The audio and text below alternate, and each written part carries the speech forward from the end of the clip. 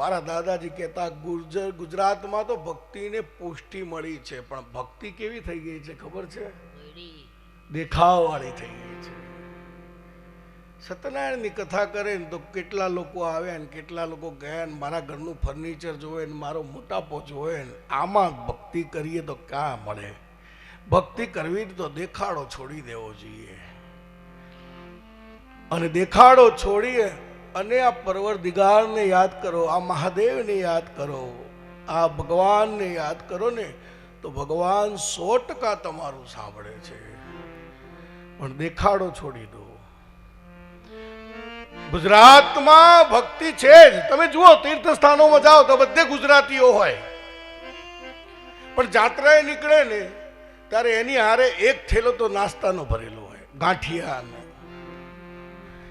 મરચા ને ચટણી ને રોટલો ને ઢેબરા ને વડા ને. અને પછી ત્યાં જઈને શું કરે ખબર છે? ત્યાં જઈને પછી મહારાજ જાહેર કરે ને કે અન્નકૂટ કરવાનો છે. ભુવાજી દેખેલું છે, અંકુટ કરવાનું છે. એટલે એમાંથી હારું હારું કાઢી પડિયામાં ભરી અંકુટમાં લાઈન મૂકી દે. પણ મારો ઠાકોરજી તોય સ્વીકાર કરી લે છે હો.